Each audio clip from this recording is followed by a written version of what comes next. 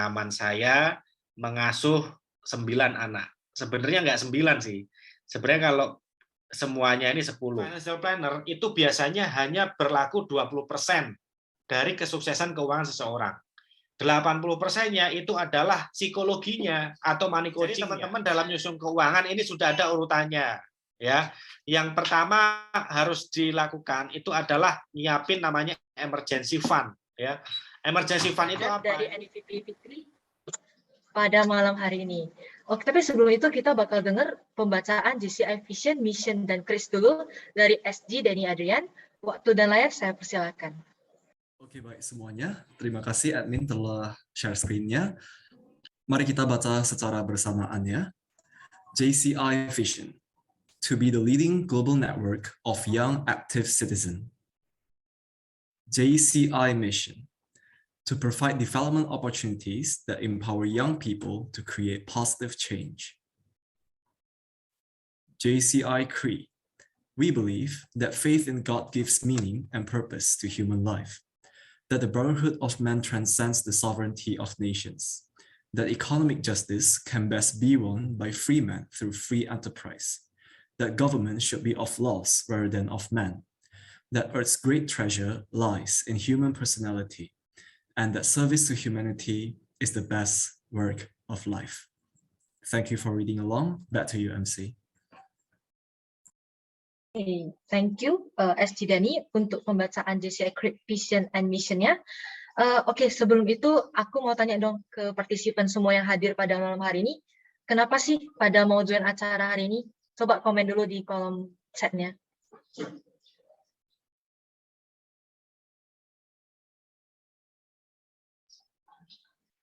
Oke, ada yang mau nambah skill, terus untuk membangun masa depan nih sama pasangannya. Oke, banyak anak, banyak rezeki, dan harus banyak strategi.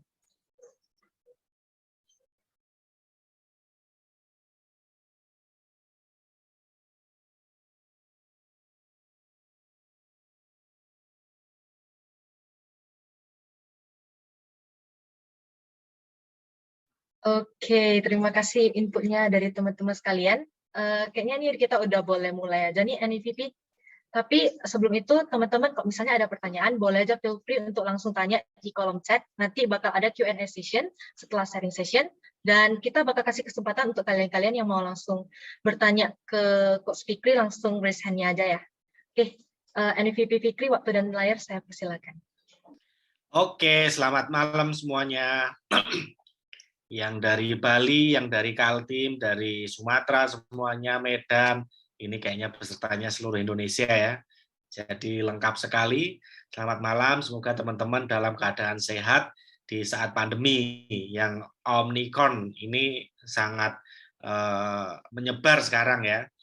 Nah, kita malam ini santai aja. Saya juga pengen sedikit sharing ya. Mungkin kalau banyak rasanya ilmu saya nggak seberapa, jadi mungkin teman-teman di sini juga jauh lebih pengalaman ya. Jadi saya hanya sharing pengalaman saya mengasuh 9 anak. Sebenarnya nggak 9 sih. Sebenarnya kalau semuanya ini 10.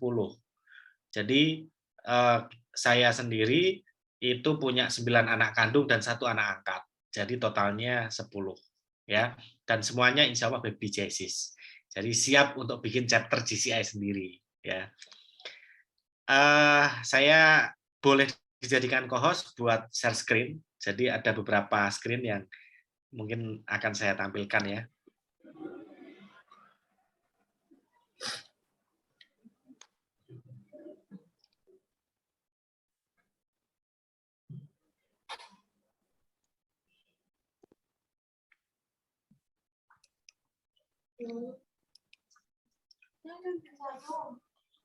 Aku sama kamu toh. Oke, kamu mau sendiri. Oke, teman-teman, mungkin sebelum lanjut saya izinkan memperkenalkan diri ya. Saya biasanya dipanggil Coach Fikri oleh klien kita karena memang aktivitas sehari-hari itu sebagai business coach. Kita jadi business coach sudah sejak tahun 2011, di mana dulu coaching masih jarang ya. Mungkin kalau sekarang sudah cukup banyak, Jadi memang background keilmuan saya ngambil beberapa sertifikasi untuk professional coach dan business coach. Kemudian background saya sebenarnya memang financial planner, jadi kita fokusnya perencana keuangan ya. Karena memang keuangan ini penting teman-teman, apalagi kalau teman-teman hidupnya ber-GCI ya. Bayangin kalau 1 bulan harus keliling ke 5 negara, itu kan isinya uang semua ya. Gitu. Ini ada beberapa organisasi yang saya ikutin, tapi saya tumbuh dan besar itu dari GCI. Jadi saya sudah ber-GCI itu sejak kuliah, sejak dulu masih ibarat kata nggak punya apa-apa. Karena network saya ini terbangun memang benar-benar 90% ya dari GCI, baik network nasional maupun network internasional. Nah, kalau nggak ada gambar kan ini ya hoax ya. Kata Bro Ivan kalau nggak ada gambar hoax. Jadi ini teman-teman boleh dihitung ada berapa?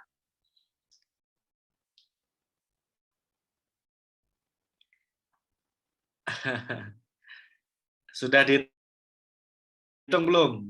Boleh. Jadi total anak saya 10, yang di foto ini 9, yang bayi nggak ikut foto. Jadi 9 anak kandung, yang 1 anak angkat, katanya 10 sama saya. Nah, biasanya kalau ada acara di dekat-dekat Jogja itu semuanya pasti saya ajak. Contoh kemarin ada GC Academy di Solo. Nah, karena nggak jauh dari Jogja ya semuanya saya ajak. Tapi kalau acaranya agak jauh gitu, contoh National Convention di kota atau kalau di Medan ya, biasanya saya kalau Medan itu ada acara yang cukup besar, itu hampir pasti datang. Dulu pas acara cukup besar nasional saya lupa acaranya, kayaknya bukan Natkon ya. Saya juga datang ke Medan.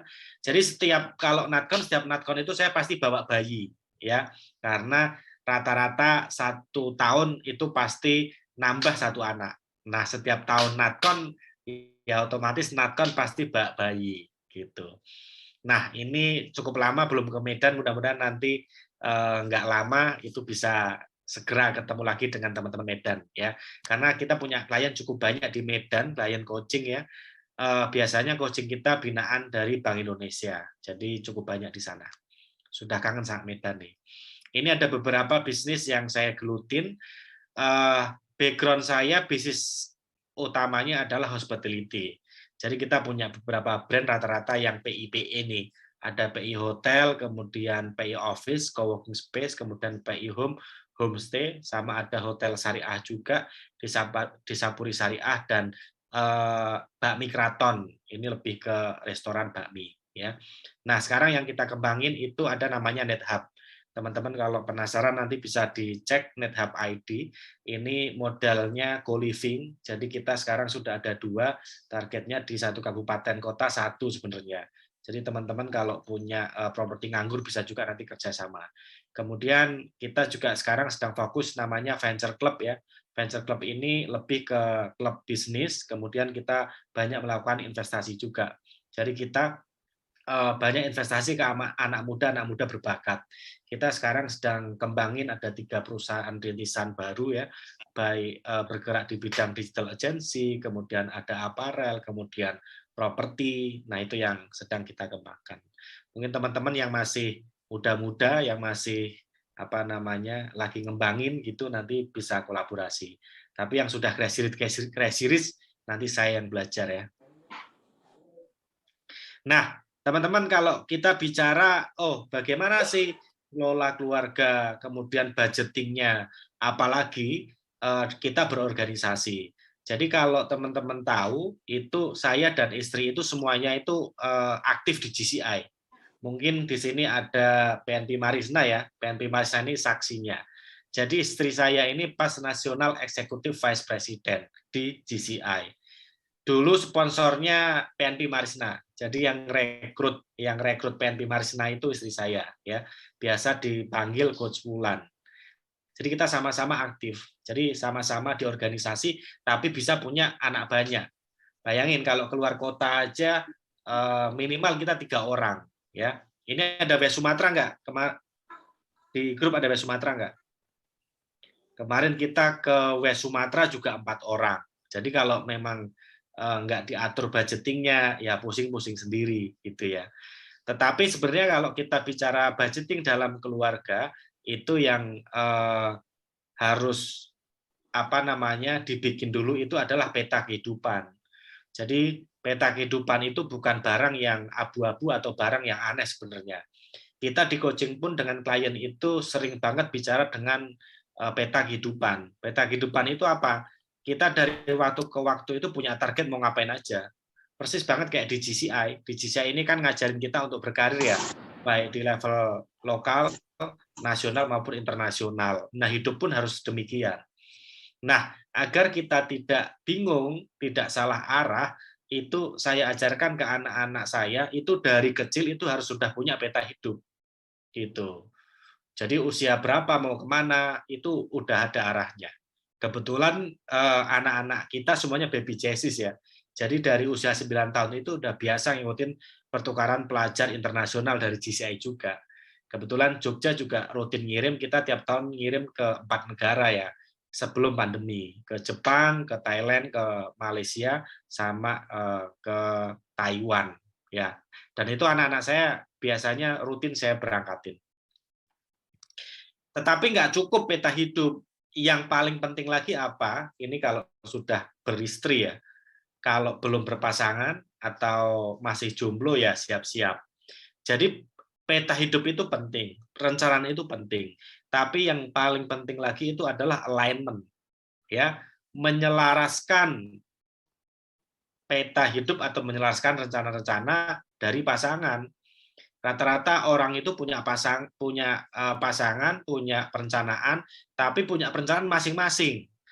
Padahal sudah berkeluarga. Ya akhirnya satu ke kanan, satu ke kiri. Satu ke utara, satu ke timur. Nggak nyambung. Nah, yang paling penting itu adalah nyambungin atau alignment. Jadi kalau istilah di kita itu 1% itu visi, yang 99% yang jauh lebih penting itu adalah alignment. Jadi untuk membentuk alignment itu biasanya di keluarga saya itu kita biasakan yang namanya WIFLE. WIFLE itu kepanjangannya What I Feel Like Expressing. Jadi setiap hari itu mungkin pagi, karena saya muslim ya, biasanya pagi itu selalu bangun subuh, habis itu sholat. Nah setelah sholat itu ada kultum dan ada WIFLE. Kita tanya anak-anak atau kita tanya pasangan kita, yang pertama apa yang dirasakan, kemudian yang kedua apa yang disyukuri, kemudian yang ketiga apa yang diharapkan. Gitu. Nah, biasanya kalau yang dirasakan itu isinya keluarnya yang jengkel-jengkel tuh. Contoh, aduh aku tuh benci sama papi itu waktunya habis keluar terus nggak di rumah. Nah, saat pasangan kita atau anak kita itu bilang seperti itu, kita nggak boleh excuse. Saat dibilang nggak punya waktu, ya berarti kita harus minta maaf. Oh ya udah, saya papi minta maaf. Nanti waktunya akan lebih banyak lagi buat keluarga dan lain sebagainya. Nah itu harus dibiasain. Biasanya pasangan itu karena sudah menikah mau tanya apa yang dirasakan, apa yang disyukuri, itu udah jadi jarang ya. Beda sama dulu pas pacaran. Kalau pas pacaran itu ditanya, sayang sudah makan belum? Gitu. Tapi habis menikah udah boro-boro tanya kayak gitu ya. Nah, padahal itu penting banget sebenarnya. Kemudian kalau sudah punya alignment, sudah punya life map ya, peta hidup, penting banget punya visual board ya, atau vision board atau dream board kalau saya bilang. Nah, ini anak-anak saya juga saya latih untuk punya dream board seperti ini. Tujuannya apa? Tujuannya biar yang pertama itu adalah mandiri sedini mungkin. Gitu. Karena kalau anak banyak, kemudian nggak mandiri, kita yang pusing. Insya Allah sekarang ini anak saya yang pertama namanya Cinta ya. Teman-teman kalau mau cari IG-nya itu Zahra Cinta 79 ya. Followernya cukup banyak, kalau nggak salah sekitar 35.000 ya followernya. Kemudian di TikTok juga kurang lebih segitu. Karena kita ajarin ya harus mandiri sedini mungkin. Kalau dulu sibuk jualan squishy, jualan slime, sekarang sudah pegang bakmi keraton dan jadi TikTokers ya. Kalau artis TikTok itu apa ya? Kalau Instagram kan namanya selebgram. Nah, itu udah kita ajarin memang sedini mungkin. Caranya ya dengan punya peta hidup, kemudian dengan punya dreamboard ini. Ya. Jadi teman-teman yang sudah punya pasangan atau punya anak, ya ini dari pengalaman saya, dua hal ini yang menjadikan pondasi yang sangat penting. Oke, sebelum saya lanjut lagi, ini ada sedikit tebak-tebakan ya teman-teman. Boleh di-unmute ya mic-nya. Apa bedanya orang miskin, orang menengah, dan orang kaya? Mindset-nya. Jawabannya nggak usah serius-serius, guyon. Uangnya. Uangnya, mindset-nya. Oke, apalagi? Nasib. Apa? Nasibnya. Boleh. Keterangan mukanya. Seberapa dia simpan akhir bulan? Oh, simpan akhir bulan. Oke lah. Ada lagi yang lebih anti mainstream lah, guyon. Istrinya. Oh, istrinya. Jumlah istrinya. Boleh. Jumlah anaknya. Oh, jumlah. Boleh. Apalagi? Organisasinya. Apalagi? Followernya. Oke, Gus. Terima kasih teman-teman. Jawabannya luar biasa semuanya. Tapi belum menjawab yang seperti yang saya inginkan. Ya. Jadi kalau kita guyonan, bedanya orang miskin, orang kaya, sama orang menengah, ini kita masuk ke financial planner-nya ya. Bedanya apa? Ternyata di Indonesia ini, orang miskin makin miskin, orang kaya makin kaya. Itu bedanya. Terus orang menengah apa? Ternyata orang menengah itu makin banyak hutangnya. Nah, apesnya orang Indonesia ini sekarang sudah jarang orang miskin, tapi banyak orang menengah. Gitu. Orang menengah apa tadi?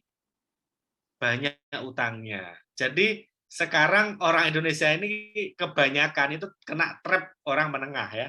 Jadi makin banyak hutangnya. Nah, teman-teman sebenarnya kalau saya boleh ini kebanyakan KPR bank. Iya benar. KPR, KPM ya, kredit mobil, kredit rumah, kredit pendidikan, semuanya kredit sekarang ya. Nah, ini boleh sedikit saya sharing ilmu financial planner. Jadi sebenarnya miskin, kaya, atau menengah itu pola, teman-teman. Jadi kalau kita itu polanya itu sudah punya pola orang kaya, katakanlah, itu kita akan otomatis kayaknya kayak bola salju ya, makin lama makin kaya gitu. Nah, kalau kita itu polanya sudah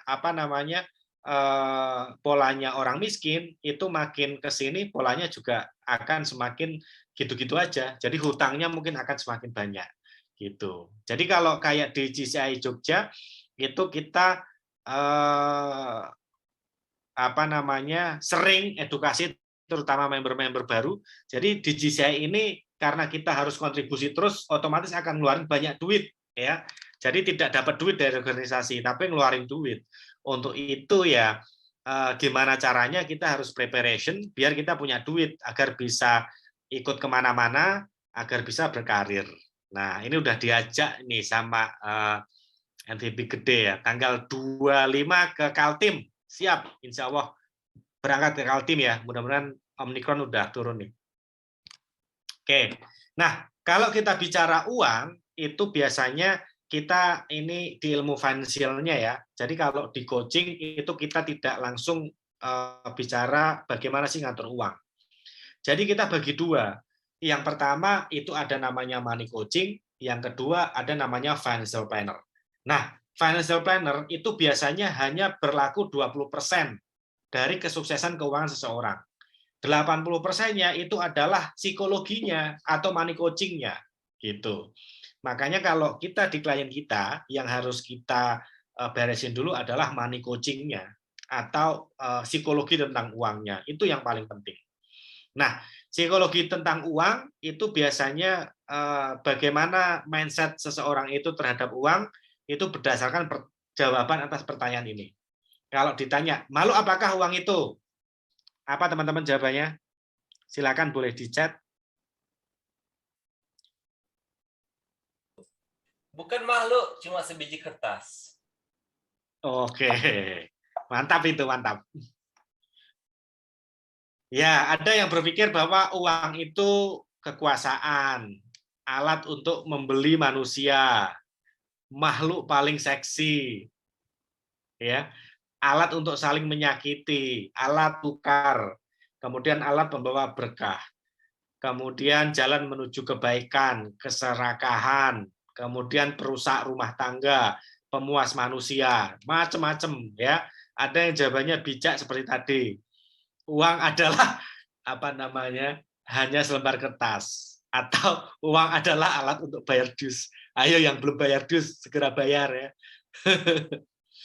Nah, jawaban itu akan mempengaruhi bagaimana perilaku kita terhadap uang. Karena saya yakin kalau di member GCI kan sudah relatif lebih mature ya dalam bisnis, dalam hal keuangan. Tapi banyak teman-teman yang di luar sana itu sama uang aja ada yang benar-benar ketakutan. Ada yang sama uang itu apa ya, takut gitulah. Karena apa ya, dia punya kepahitan masa lalu. Contoh apa? Contoh dia pernah karena nggak punya uang, habis itu bersinggungan dengan orang kaya, kemudian orang kaya itu semena-mena dengan uang. Nah, itu kadang seperti itu. Atau karena dulu masa mudanya itu nggak pernah punya uang, tiba-tiba punya uang jadi kaya, nah jadi OKB ya, gitu. Jadi orang kaya baru semua diukur dengan uang. Nah, di Money Coaching ini teman-teman nanti bisa pelajari lebih lanjut bukunya, penulisnya namanya Deborah Price ya. Nama judul bukunya adalah Money Heart. Ini banyak dipakai juga di business coach atau life coach baik di Indonesia maupun di luar negeri. Ya, ini populer di Australia. Jadi teman-teman ada beberapa tipe keuangan seseorang. Kalau kita mau bicara financial planner, ini tipe keuangan ini sebenarnya harus kita beresin dulu ya. Ada yang namanya innocent, ada victim, warrior, martyr, fool, creator artist, tyrant, magician ya. Ada 8 tipe keuangan. Nah, ini sebenarnya ada tesnya. Nanti teman-teman kalau pengen tesnya boleh japri saya ya. Saya kasih tesnya gratis buat teman-teman GCI. Nah, sebagai apa namanya? Sebagai pengusaha itu kita wajib punya namanya sifat warrior ya. Wah, ini Kang Ivan punten mengurusi ke Wisma Atlet dulu, silahkan.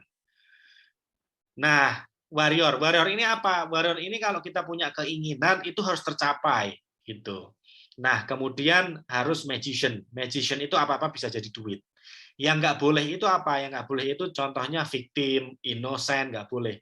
Victim itu apa? Victim itu apa namanya, punya kepahitan masa lalu, sehingga banyak kepahitan dengan uang. Atau biasanya kalau anak muda ini punya sifat itu namanya kreator atau artis. Ya. Kreator itu apa? Banyak ide. Tapi saking kebanyakan idenya, akhirnya nggak jalan-jalan gitu.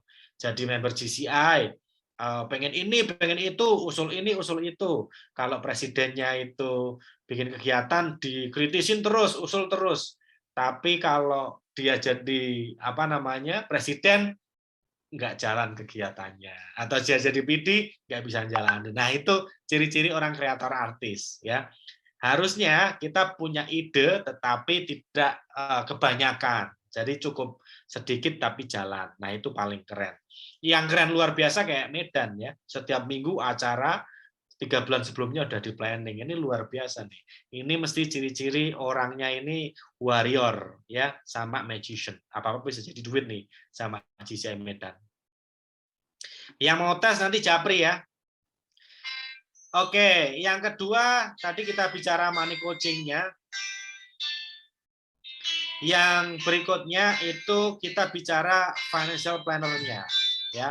Jadi teman-teman dalam nyusun keuangan ini sudah ada urutannya ya.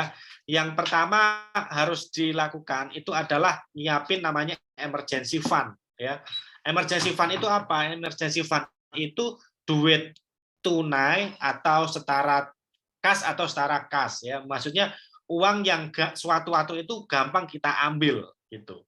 Jadi kita punya harta itu nggak boleh semuanya itu bentuknya fisik yang susah dicairin. Contoh kayak apa namanya tanah itu atau hal-hal yang susah dicairin itu nggak boleh. Hal yang pertama ini biasanya buat teman-teman mahasiswa ya. pertama yang harus dikumpulin itu ya emergency fund. Nanti kita bicara emergency fund itu ada rumusnya ya. Rumusnya 369. Kalau kita masih jomblo, itu kita harus punya uang cash atau setara cash. Setara cash itu bisa pakai emas atau bisa saham yang bisa dijual kapan aja, ya itu bisa. Gitu. Tapi biasanya sih pakainya cuma kalau saham kan harganya bisa naik turun ya, bisa nyangkut juga. Biasanya yang dipakai itu ya uang tunai, bisa bentuk deposito atau emas. Kalau jomblo 3 bulan, kalau sudah menikah punya anak 1 maksimal 2 itu 6 bulan. Kalau anaknya lebih dari 2, 3 ke atas harus punya cadangan minimal 9 kali pengeluaran bulanan. Gitu. Nah, ini yang ini yang kadang orang tidak dilakukan. Jadi punya banyak tanah, punya banyak properti, tapi nggak punya cash. Tabungan kalau ada di rekening istri juga susah cairnya, Coach. Iya, benar. Nanti kita akan bilang bagaimana sih suami istri ngatur duit. Ya. Yang kedua, insurance planning. Jadi harus punya asuransi ya. Minimal BPJS lah zaman sekarang. Apalagi mau jual beli tanah harus pakai kartu BPJS ya. Kemudian investment planning, jadi kita harus investasi, kemudian educational planning, tax planning, retirement planning, estate planning, yang terakhir CSR lah ya. Kalau Muslim biasanya zakat, infak, sedekah dan wakaf gitu. Oke. Nah, yang pertama, kalau kita pengen sustain di keuangan, yang harus kita pastikan adalah pemasukan lebih besar daripada pengeluaran, ya. Nah, makanya biar pemasukan itu lebih besar daripada pengeluaran, itu kalau punya uang yang bapak-bapak mungkin jangan dikasih istrinya semua ya. Nanti kalau kasih istri itu udah sama dengan pengeluaran ya, udah dikasih dicairinya susah. Gitu ya. Biasanya kayak gini, kalau suami istri ini pembagiannya ya sesuai dengan kesepakatan masing-masing ya teman-teman gitu. Kalau saya sendiri itu saya dan istri saya itu punya bisnis yang beda. Jadi kita pegang bisnis masing-masing, nggak kita satuin gitu. Termasuk financial kita juga beda gitu. Terus apa yang dilakukan saya sebagai suami gitu. Saya punya jatah untuk istri, untuk keluarga. Tetapi memang semuanya itu tidak dikasihkan istri atau dikasihkan keluarga. Jadi adalah uang lelaki gitu ya. Apalagi kalau lelaki kan punya tanggung jawab terhadap orang tua gitu. Nah, tugas istri adalah memanage uang yang dikasihkan suami ke istri untuk keluarga itu, seperti itu. Gitu. Jadi tidak 100% benar-benar dikasih. Tapi ini beda-beda ya. Tiap case orang kan beda gitu. Kemudian tergantung teman-teman mau manage-nya seperti apa. Biasanya kalau sudah banyak harta bawaan itu kan punya perjanjian pranikah ya. Jadi hartanya sudah dipisah dulu. Oke, ini ada pertanyaan ya. Sebelum saya lanjut, jawab pertanyaan dulu nggak apa-apa. Dari NVP nih, kalau spending untuk keliling chapter hitungannya konsumtif atau investment, Coach? Kalau saya pribadi gitu, saya tidak pernah cari duit di GCI. Ya, GCI itu adalah organisasi. Jadi kita nggak dapat duit dari organisasi. Tetapi kalau saya keliling gitu, biasanya bareng sama istri saya, itu pasti ada opportunity lain yang bisa kita ambil gitu. Jadi kita bisa berselancar lah dalam organisasi itu. Contoh kemarin ke West Sumatra gitu. Kebetulan Bank Indonesia itu juga klien kita tahun 2014 dan 2015 ya. Jadi sembari jalan-jalan bareng sama GCI West Sumatra, kita juga bisa sambil follow up klien lama kita ke Bank Indonesia. Nah, alhamdulillah ini juga ada proyek yang nanti bisa dikerjakan bareng dengan Bank Indonesia West Sumatra dalam awal tahun ini. Gitu. Jadi kalau pertanyaannya spending ini untuk keliling link chapter itu konsumtif atau investment, kayaknya nggak dua-duanya nih. Gitu. Jadi keliling ke chapter itu adalah biaya operasional, ya. Nah, operasional itu ya harus dapat ganti. Tapi bukan investment juga sih. Gitu. Jadi saya senang banget buat jalan-jalan di GCI keliling-keliling. Karena apa? Ya dari networking itu pasti nanti akan dapat feedback lah buat kita. Jadi tidak hanya keliling buang duit, tapi insya Allah nanti bisa bisa dapat pendapatan lain seperti itu ya. Apalagi Kaltim nih tanggal 25 mau gala dinner ya. Kaltim ini nanti jadi ibu kota loh. Nanti di Jogja ini, kalau di Jogja udah orang daerah lah. Nanti orang Jakarta dibilang orang daerah nih sama orang Kaltim ya. Hati-hati nih. Jadi kita harus menancapkan bendera dulu di Kaltim, di ibu kota baru. Oke. Saya lanjut lagi ya. Silakan teman-teman kalau mau tanya langsung di chat, nanti langsung kita jawab ya. Nanti di belakang mungkin kita akan diskusi. Ini emergency fund udah ya tadi ya. Rumusnya 369 yang saya pakai. Kalau jomblo itu harus punya cash setara dengan 3 bulan pengeluaran. Kalau menikah punya anak maksimal 2 itu harus punya cash setara dengan 6 bulan pengeluaran. Kalau menikah lebih dari 2 anak harus punya cash setara 9 kali pengeluaran bulanan. Ini ada beberapa perhitungan biasanya ya. Ada financial planner yang bilang 3, 9, 12 gitu. Nggak salah juga sih, tetapi ya yang penting adalah punya cash. Jadi jangan dipermasalahkan hitungannya ya. Yang paling penting adalah punya duit cash-nya. Kemudian insurance planning, teman-teman jangan termakan berita media ya, insurans itu susah dicairin dan lain sebagainya. Itu biasanya terjadi karena agent itu salah menjelaskan atau agent itu ngambil keuntungan terlalu banyak.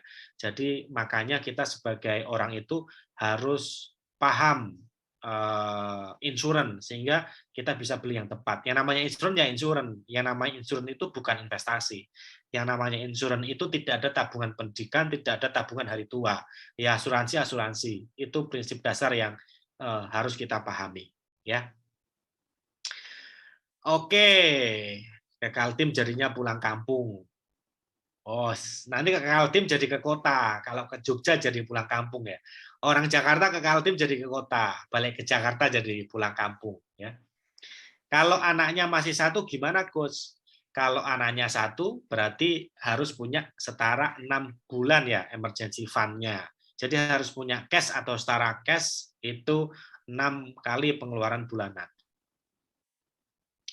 Kalau spending untuk upgrade ilmu termasuk pengeluaran atau pendapatan, Coach. Nah, ini sebenarnya agak dilematis ya kalau bilang spending untuk nuntut ilmu termasuk pengeluaran atau pendapatan. Kalau saya itu tipikal orang yang itu hitungannya harus jelas. Jadi saya sebenarnya agak sedikit berbeda dengan istri saya.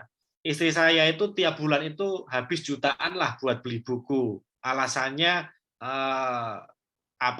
buku itu bagus, penting gitu buat pendidikan. Kalau saya nggak begitu setuju, karena beli buku habis itu ditumpuk nggak dibaca itu akhirnya jadi spending. Buku itu bisa dimakan rayap gitu. Atau kita ikut seminar, ikut workshop, asal ikut aja itu juga akhirnya menurut saya itu akan jadi akan jadi spending ya, jadi pengeluaran yang tidak perlu. Jadi kalau saya tipikal kalau ngeluarin duit harus dapat feedback. Jadi ilmu yang mau kita ikutin, ilmu yang mau kita pelajari, itu kita harus ngitung dulu. Kira-kira kita bisa diaplikasikan enggak? Kemudian dampaknya seperti apa buat kita. Kalau saya tipikal orang seperti itu sih. Jadi harus dihitung dulu. Tidak sembarangan untuk spending hanya untuk beli buku atau untuk belajar gitu. Itu bagus tapi tetap harus ada hitungannya gitu. Kalau dengan rumus 369 anak 2 kemudian pendapatan suami misalkan UMK 3 juta, gimana Coach? Oke, kita akan bicara ini.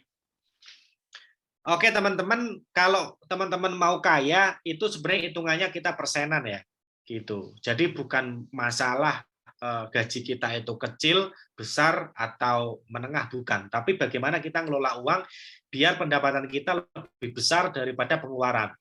Nah, kalau gajinya itu 3 juta, ya gimana caranya 3 juta itu minimal 10% itu bisa diinvestasiin. Gitu. Kalau perlu puasa Daud lah.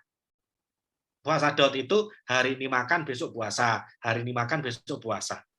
Karena pengeluaran terbanyak orang Indonesia kan kalau saya hitung rata-rata makan ya.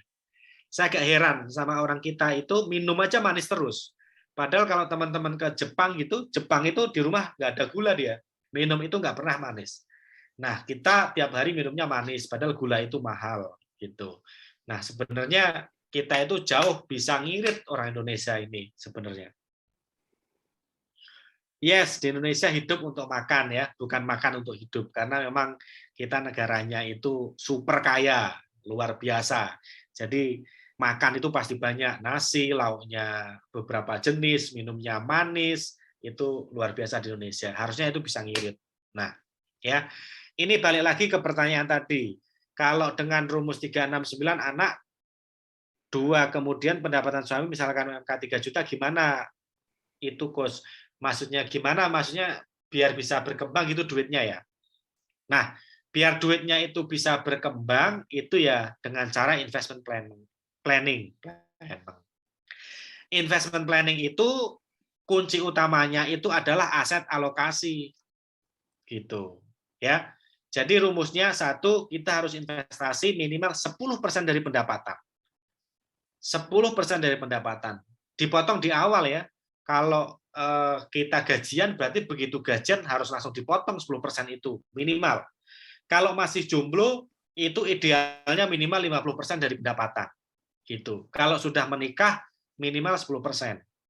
Gitu. Jadi kalau jomblo jangan terus buat hura-hura duitnya ya. Nanti begitu usia 29-30-an sudah menikah, nyesel nanti belum punya rumah dan lain sebagainya. Gitu. Nah, kalau sudah bisa nyisihin 10% dari pendapatan, itu kuncinya itu adalah aset alokasi. Jadi kalau saya itu aset alokasinya biasanya dibagi menjadi 3 keranjang. Yang pertama security bucket atau keranjang aman, yang kedua growth bucket, keranjang yang bertumbuh, yang ketiga dream bucket. Maksudnya apa? Kalau kita ini punya duit, habis itu diinvestasikan, yang pertama kali dilakukan itu adalah ke investasi yang menghasilkan pendapatannya itu apa ya, relatif aman, duitnya nggak hilang gitu. Tetapi biasanya relatif kecil keuntungannya. Biasanya yang kita cari adalah yang menghasilkan pendapatan tetap. Contoh, teman-teman kalau mulai investasi itu jangan yang langsung high risk, cemplungin ke kripto katakanlah gitu. Atau belum ngerti saham cemplungin ke saham. Sahamnya gorengan lagi. Nah, itu fatal. Harusnya apa? Kita masukin ke security bucket dulu. Contohnya apa security bucket itu? Deposito. Walaupun deposito itu bunganya paling 4-7% per tahun, tetapi buat pemula itu sangat bagus. Apa? Karena duit kita aman gitu. Sampai dirasa di security bucket ini cukup, baru naik ke growth bucket. Growth bucket itu yang menghasilkan keuntungan lebih, tetapi risikonya lebih ya. Kan teori investasi itu high risk, high return. Gitu. Yang security bucket tadi contohnya deposito, reksadana pendapatan tetap. Nah, itu namanya security bucket. Kalau sudah punya di situ, baru naik ke saham, ke properti, gitu. Kalau ke bibit bagus nggak Coach? Atau ada rekomendasi dari Coach Fikri? Bibit itu platformnya ya. Ini ngomong-ngomong investasi, jago investasi di sini itu sebenarnya ada NVP gede nih. Kemarin saya dikasih bukunya juga, teman-teman nanti juga bisa lihat di YouTube-nya NVP gede ya. Ini jago investasi.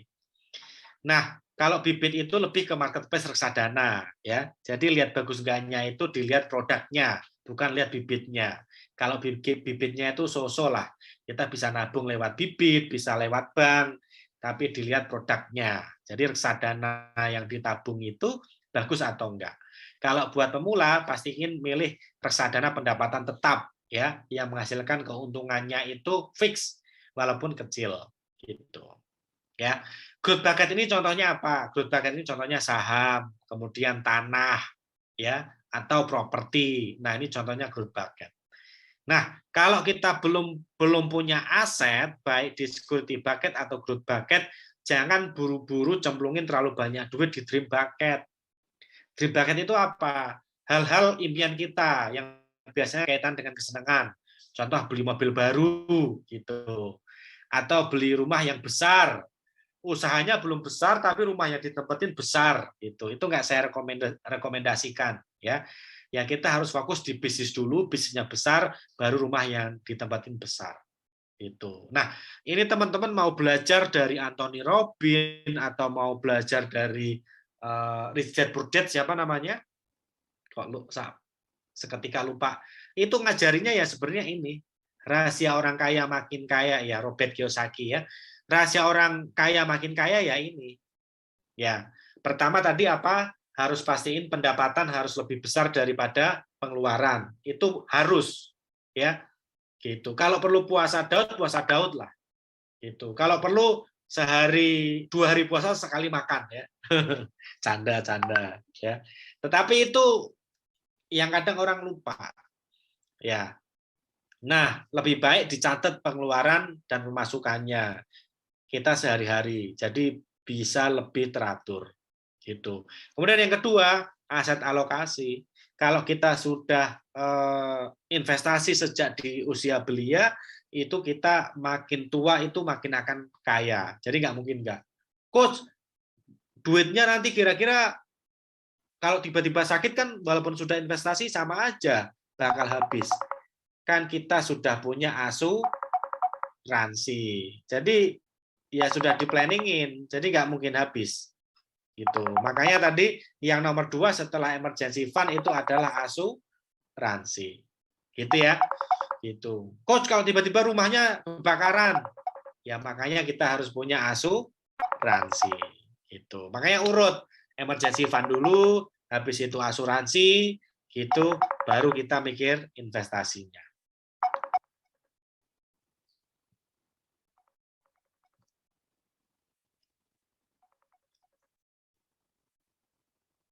Oke, ini contoh-contoh security bucket ya. Depositor, reksadana pendapatan tetap, obligasi, sukuk. Ini contoh growth bucket, reksadana campuran, reksadana saham, forex, franchise, kemitraan, bisnis, tanah, properti. Nanti kalau pengen tahu lebih lanjut, bisa hubungi NVB Gede ya. Follow dulu YouTube-nya. Gitu. Jadi biar tahu bagaimana investasi lebih lanjut gitu. Atau teman-teman bisa juga join di NetHub ID ya, sign up di situ banyak ilmu-ilmu juga yang insya Allah kita bisa berbagi di situ gitu. Nah, kemudian bagaimana mengaplikasikan dalam keluarga yang anak banyak gitu. Nah, yang kita lakukan adalah di rumah itu seperti hotel ya. Jadi kita ada hotel, kita biasa manajemen hotel, di hotel itu kan dibagi ya. Ada housekeeping, kemudian ada laundry, kemudian ada maintenance gitu. Jadi anak-anak saya pun di rumah saya lakukan hal yang sama. Ada yang tugasnya laundry, ada yang tugasnya itu jadi housekeeping, ada yang tugasnya itu maintenance yang cowok. Jadi sejak kecil saya ajarin. Jadi anak saya itu ada yang tugasnya nyuci baju gitu, nyuci baju adik dan lain sebagainya. Kemudian ada yang tugasnya masak, ya. Gitu. Itu kita bagi di rumah. Sehingga sampai detik ini kita nggak punya pembantu di rumah. Jadi semuanya kita kerjakan sendiri. Jadi satu tim, ya. Kemudian untuk finansialnya gimana? Untuk finansialnya ya kita biasakan anak-anak itu bisa mandiri sedini mungkin, gitu.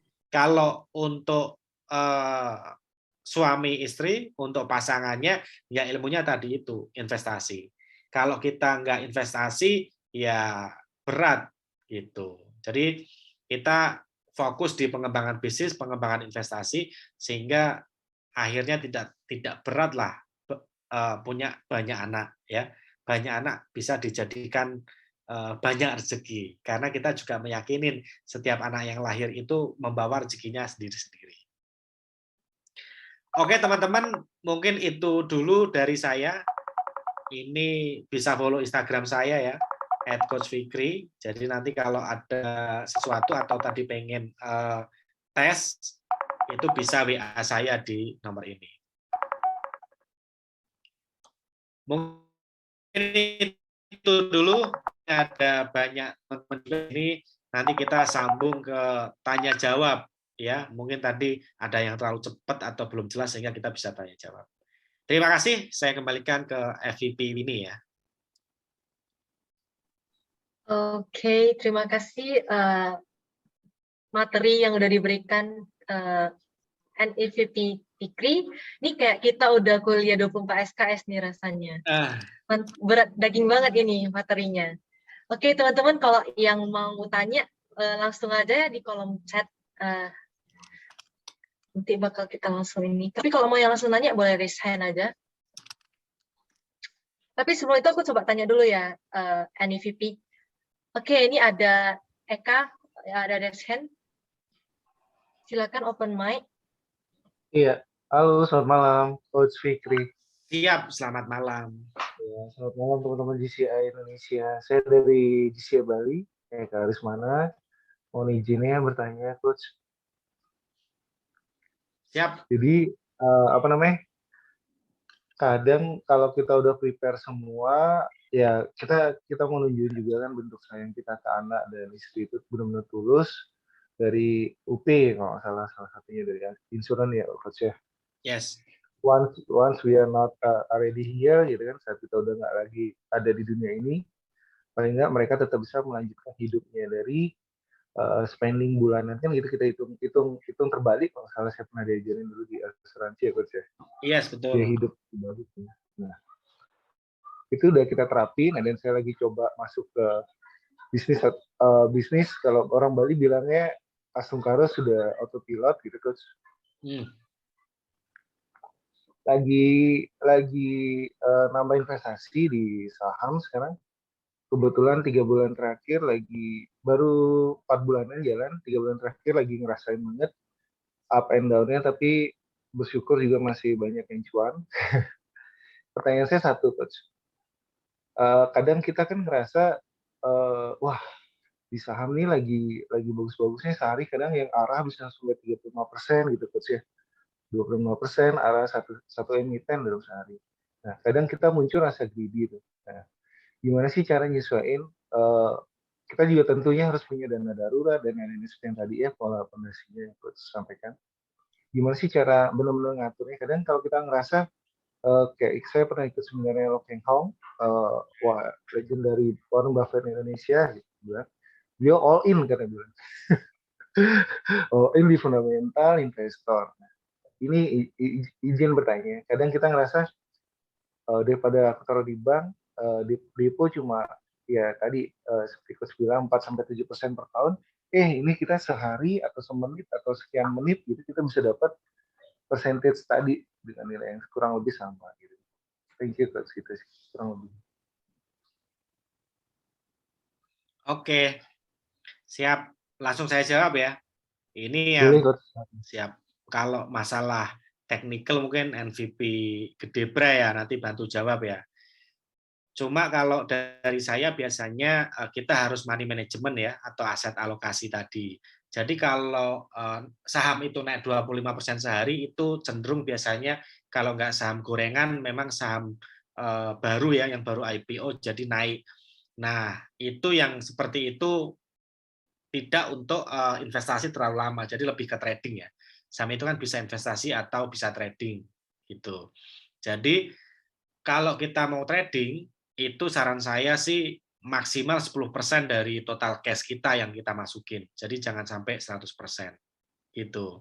Nah, kalau kita investasi, kalau dirasa memang security bucket-nya sudah cukup banyak, mau di growth bucket saham yang fundamentalnya bagus juga nggak apa-apa. Contoh kalau kita lihat Bang Sandi itu hartanya 90% di saham itu. Yang lain cuma 10%. Itu nggak masalah sih. Yang penting di security bucket-nya itu udah aman.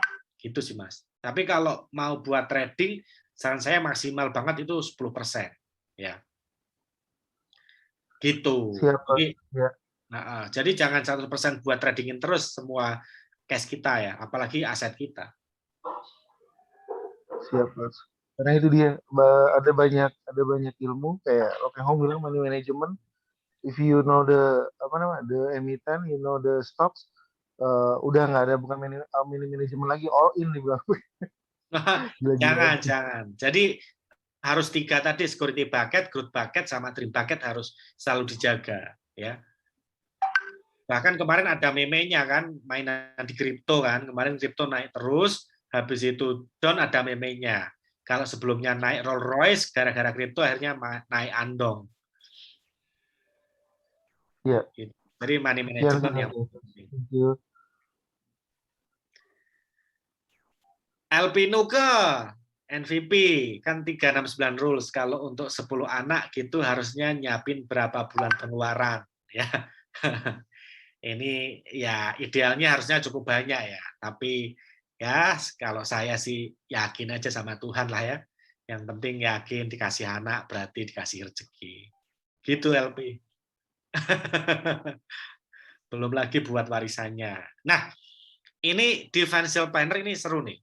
Kalau saya itu menganut ilmu financial planner, kita tidak perlu memberikan warisan anak harta itu terlalu banyak. Jadi anak itu cukup diberikan ilmu pengetahuan yang memadai, jadi mandiri sedini mungkin, kemudian modal yang cukup gitu. Jadi planning saya kalau nanti saya sudah retire, harta aset saya itu saya jualin semua, saya pakai buat sodako sama jalan-jalan gitu. Jadi anak-anak tidak terlalu banyak, paling dari asuransi lah. Gitu. Kalau di depo ini dari Dea ya, SG GCI Jakarta. Kalau di deposito berapa persen dari penghasilan? Masalah mau deposito atau saham itu tergantung bucketnya tadi ya, bisa security bucket, growth bucket gitu. Jadi kalau memang itu kita belum punya banyak investasi ya semuanya duit kita itu dimasukin ke deposito nggak masalah. Jadi jangan di tabungan biasa. Yang konyol itu kita punya duit miliaran tapi di tabungan biasa nggak didepositoin. Yang seneng bank. Jadi dia muterin duit tapi nggak dapat return gitu. Kemudian Fitri, GCI Kaltim. Kesepakatan seperti apa Coach terkait dengan manajemen uang tadi, karena dijelaskan tadi arus pengeluaran Coach Fitri dan Coach Ulan berbeda. Gitu. Oke. Jadi saya jelaskan lagi ya, untuk saya dan case di saya, untuk bisnis beda. Jadi untuk bisnis saya punya bisnis sendiri, Coach Ulan punya bisnis sendiri. Karena saya nggak pengen di bisnis itu ada konflik keluarga dibawa ke bisnis. Jadi saya nggak senang gitu. Jadi untuk menghindari itu bisnisnya sendiri. Tapi untuk keuangan keluarga itu tetap bareng. Tapi bareng itu dalam arti kita punya kesepakatan. Jadi 1 bulan itu punya budgeting, mau buat apa aja. Nah, saya sebagai suami tugasnya itu adalah ya ngasih duit sesuai budgeting dalam sebulan itu mau ngapain aja. Kalau di luar budget ya Coach Ulan keluarin pakai uang sendiri karena itu di luar budget. Tapi sebagai suami harus siap kalau uang istri itu adalah uang istri. Uang suami sebagian uang istri, bukan semuanya ya. Karena kewajiban suami nggak memberikan uang seluruhnya ke istri, tapi menafkahi keluarga. Itu. Oke, Jackie, cara keluar dari generation sandwich gimana, Coach? Generasi sandwich itu gimana ya maksudnya? Aku kok ketinggalan. Coach, maksudnya mungkin dia harus biayai adik-adiknya, anaknya, sama generasi di atasnya lagi. Itu mungkin namanya generasi sandwich. Oh gitu ya. Oke, jadi buat keluar dari situ gini. Sebenarnya kalau menurut saya, sebenarnya kita pusing itu karena kita nggak punya ilmu, gitu. Nah, kita harus banyak nuntut ilmu biar nggak pusing, gitu. Nah, sebenarnya gini, dalam kita cari ilmu, sekolah itu kan bisa cari duit, gitu ya, bisa menghasilkan uang juga.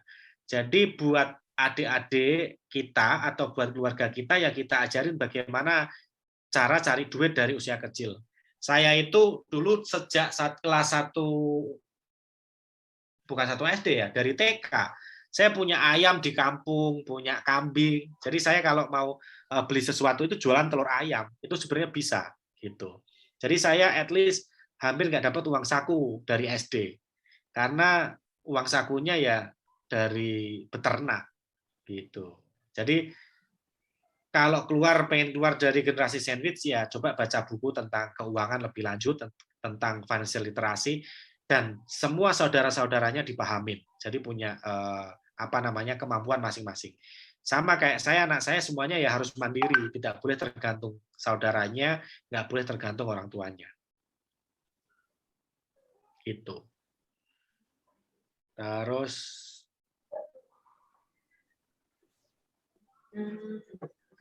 Coach, ini ada pertanyaan kayaknya tadi ke skip. Ada tips finansial mengenai kasih uang ke orang tua atau kakak atau adik? Oh yes, gitu. Kalau saya budgetin sih orang tua, gitu. Nah kalau itu sih mungkin kalau tips dari saya tergantung tanggung jawab kita terhadap orang tua itu seperti apa, gitu. Kalau saya kebetulan anak laki-laki satu-satunya di keluarga, jadi orang tua saya itu tanggung jawab saya sepenuhnya. Jadi memang saya punya relatif cukup lebih tanggung jawab yang harus saya berikan ke orang tua. Tetapi kalau teman-teman tidak punya tanggung jawab lebih ke orang tua, ya teman-teman kan bisa lihat ya bagaimana kemampuan finansial orang tuanya. Kalau memang orang tuanya itu dirasa sudah tidak punya cash dan tidak sanggup untuk mencari cash, ya bisa teman-teman kasih lebih. Tetapi kalau memang kemampuan orang tuanya mumpuni, orang tua itu yang penting dikasih udah seneng saya kira. Gitu. Sekurang-kurangnya orang tua saya juga nggak pernah ngarani itu apa ya? Nggak pernah minta nominal ketika dikasih seperti itu. Orang nuntut. Orang nuntut. Gitu sih. Tapi tergantung kewajiban masing-masing ya.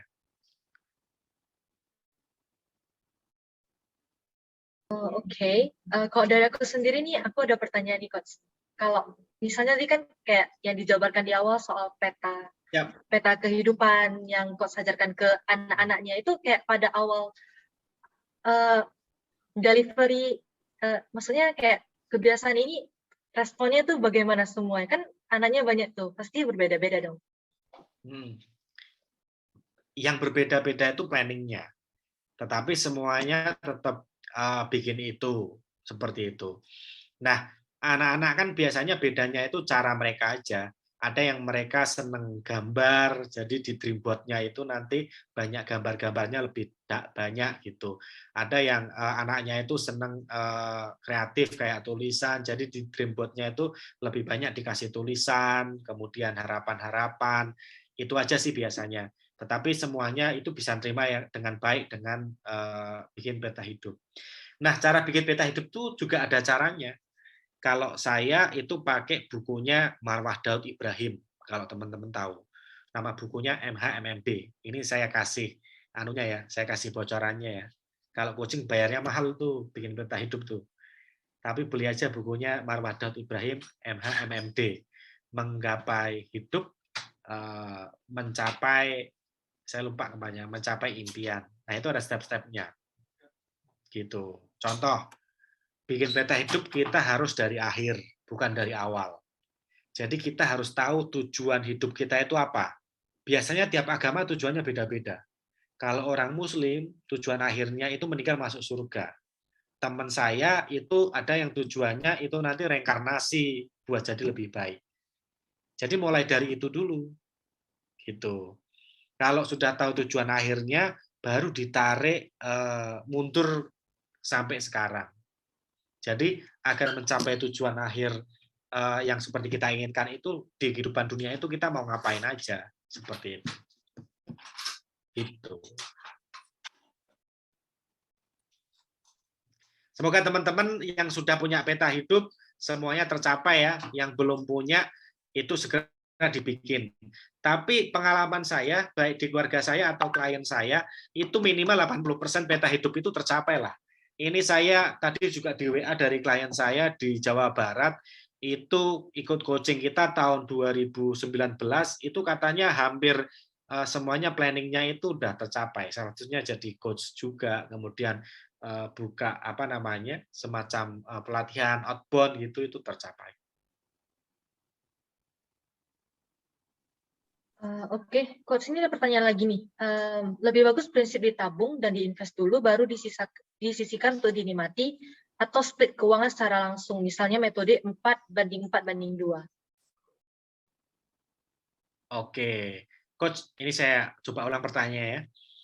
Coach mau nanya dong, lebih bagus prinsip ditabung dan diinvest dulu baru disisihkan untuk dinikmati, atau melakukan split keuangan secara langsung, misalnya metode 4:4:2.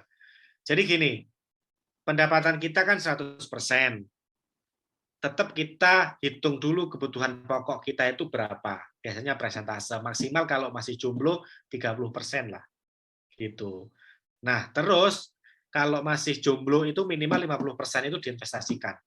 Kalau udah nikah minimal 50% itu diinvestasikan. Nah, sisa uangnya itu setelah kebutuhan pokok terpenuhi, investasi terpenuhi, baru kalau mau buat dream bucket, kalau buat kesenangan lah. Ibarat kata kalau biasanya makannya itu nasi telur, jadi nasi ayam gitu, ketika masih ada sisa sih nggak apa-apa. Gitu. Jadi seperti apa ya? Apakah 4:4:2 atau seperti apa? Tapi prinsip dasarnya itu sih. Jadi investasi itu dipotong di awal, itu yang paling penting. Investasi itu sejak dini ya. Teman-teman kalau punya anak itu jangan dikasih jangan dikasih uang jajan. Dikasihnya itu uang saku. Apa bedanya uang jajan sama uang saku? Kalau kita ngasihnya uang jajan, itu duitnya pasti langsung akan dihabisin, kan buat jajan. Kalau kita ngasihin uang saku, berarti duitnya itu harus dikelola. Jadi walaupun anak kita itu masih TK atau PAUD, itu mereka sudah belajar menghargai uang gitu loh. Paling enggak sebagian bisa ditabung, dicelengin, sebagian buat jajan. Jadi kita mengedukasi sejak kecil gitu.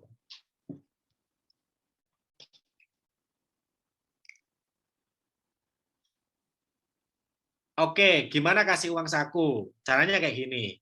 Kalau saya sih lebih kasih kalau biasanya kalau anak saya sudah kelas 4 SD gitu ke atas, itu saya kasih minimal mingguan atau bulanan. Jadi nggak harian. Kenapa? Karena kalau mereka terima duit cukup besar itu kan ngelolanya lebih enak buat mereka ya, uangnya jelas gitu. Tetapi kalau masih kecil itu saya kasih harian tetap. Nah, yang kita kasih itu udah dikasih uang saku. Begitu dikasih kita ajarkan. Nah, uang saku ini berarti pendapatan. Gitu. Jadi asumsinya kita itu sebenarnya dari bayi itu punya pendapatan loh. Kalau kita kecil itu pendapatannya bukan dari bekerja, tapi dari orang tua. Nah, asumsi pendapatan itu sama. Jadi minimal sekian persen itu harus dicelengi, harus ditabung. Itu udah dibiasain dari anak-anak. Anak-anak saya dari kecil-kecil itu udah punya rekening bank loh. Karena sekarang kan begitu punya KIA sudah punya rekening sendiri-sendiri. Gitu. Jadi ketika mereka punya celengan sebagian mereka sudah punya tabungan masing-masing. Kalau yang sudah SMP udah biasa lah jualan di Tokopedia, Shopee, jadi selebgram itu udah biasa. Coach, bagaimana apabila income yang bisa didapatkan tiba-tiba minus dan menjadi kurang untuk memenuhi kebutuhan? Apakah plan keuangannya tetap sama atau ada teknis khusus lainnya? Nggak mungkin yang namanya pendapatan itu tiba-tiba minus. Tiba-tiba minus itu pasti karena psikologi kita ini yang tiba-tiba duitnya buat apa gitu, atau hawa nafsu yang harus dipenuhi gitu. Makanya perencanaan keuangan itu cuma berperan 20%, 80%-nya itu money coaching gitu. Contoh misalnya pandemi kemarin coach gitu. Nah, pandemi itu kan sebenarnya tadi ilmunya itu kan kita harus punya namanya emergency fund ya. Emergency fund itu dana cadangan. Ya harusnya yang habis itu ya emergency fund, bukan seluruh asetnya gitu. Nah, emergency fund itu boleh ketika kita kehilangan pendapatan, terus emergency fund dipakai. Nah, sebelum emergency fund-nya habis, kita harus punya pendapatan yang lain. Itulah pentingnya kita investasi, biar kita punya passive income. Ya, jadi ada teorinya, namanya ini, don't put your egg in one basket. Jangan taruh telurmu dalam satu keranjang. Ya, jadi kita harus punya sumber pendapatan itu banyak. Contoh, saya memang core-nya di bisnis hospitality, penginapan, homestay, restoran. Bayangin kalau itu pandemi itu kemarin, pandemi terjadi, saya bisnisnya cuma di hospitality, apa yang terjadi? Bangkrut pasti. Gitu. Tetapi selain di hospitality, saya punya bisnis di bisnis coaching, kemudian ada bisnis di sektor lain juga seperti konsultan, sehingga masih bertahan. Ya. Jadi gunakan teori don't put your egg in one basket. Jangan taruh telurmu di satu keranjang. Kalau teman-teman itu pegawai, ya berarti harus sudah siapin investasi passive income sebaik-baiknya. Gitu ya. Ini yang terakhir, Coach, mungkin. Gimana tipsnya, Coach, untuk menghadapi mental visi foya, misi foya di generasi Z? Mental apa? Mental visi foya, misi foya. Mungkin foya-foya maksudnya untuk generasi Z saat ini. Oke. Miski foya. Saya kok kayak ketinggalan gitu ya. Kayaknya belum tua-tua amat, tapi bahasanya udah gaul-gaul bahasa sekarang ya. Nah, ini sebenarnya anomali ya. Anomali itu apa ya? Bahasa Jaksel. Agak membingungkan. Teman-teman kalau datang ke Jogja, gitu, zaman dulu mahasiswa di Jogja itu hidupnya susah-susah. Makan itu pakai rice cooker, masak sendiri, paling goreng telur sendiri. Tapi sekarang mahasiswa di Jogja itu luar biasa. Mahasiswa di Jogja itu makanya all you can eat, mainnya ke Holy Wings ya. Sebelum ada Holy Wings mainnya di Bose, Liquid, kemudian restorannya itu sekarang gede-gede di Jogja, dan itu isinya mahasiswa semua. Gitu. Saya selidiki ternyata itu mereka juga nggak dari duit orang tua, tapi mereka itu udah punya penghasilan. Jadi mahasiswa di Jogja punya penghasilan 10 sampai 15 juta, nah semester 2 itu banyak ternyata. Baik dari jualan online, mining, dari ads dan lain sebagainya. Gitu. Jadi kalau menurut saya sih foya-foya nggak apa-apa, asalkan pendapatannya masih lebih besar daripada pengeluarannya. Gitu sih. Jadi nikmatin aja, orang punya pendapatan ngapain. Tapi jangan sampai yang namanya pendapatan itu lebih kecil daripada pengeluaran. Gitu.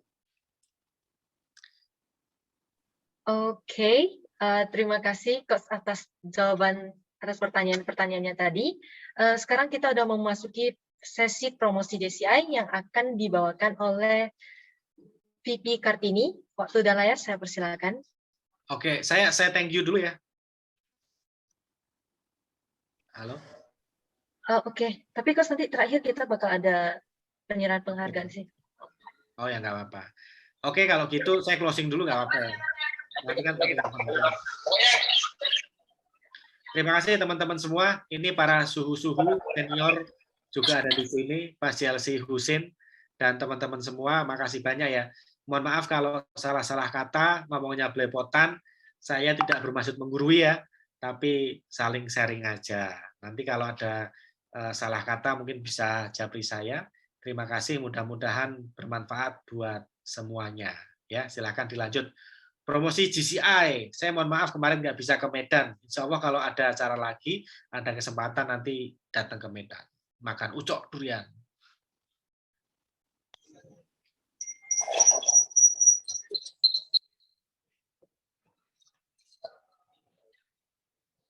Alright, suara saya kedengaran nggak ya?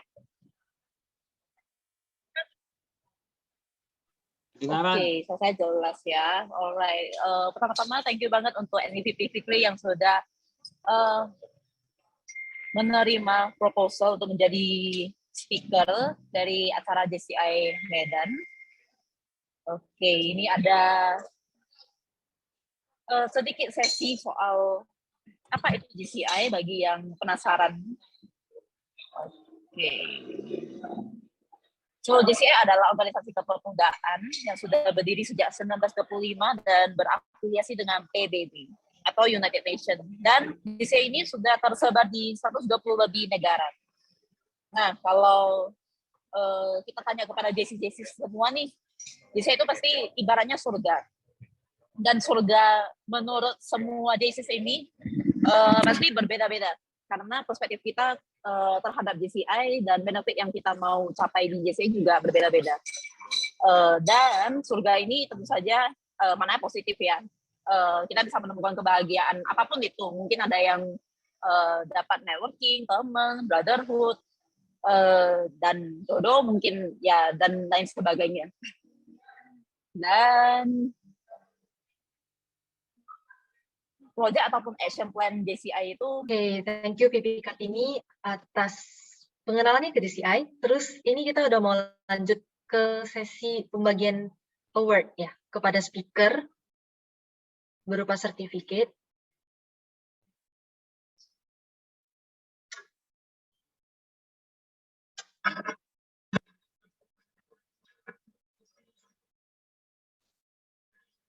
Ini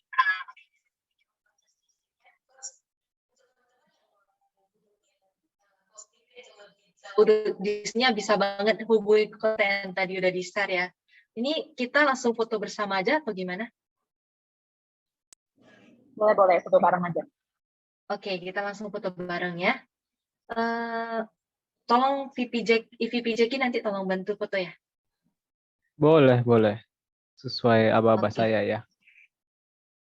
Oke. Kita mulai ya teman-teman. 1, 2, 3. Oke, sekali lagi gaya bebas ya. 1, 2, 3. Oke, thank you teman-teman semuanya yang udah hadir pada malam hari ini, dan special thanks to Coach Fikri yang udah kasih kita ilmu daging banget. Ini kayak burung ini. Oh, gaya burung. Oh ya, lupa, sorry. Oke, kita sekali lagi ya teman-teman, gaya burung. 1, 2, 3. Oke, thank you semuanya yang udah hadir.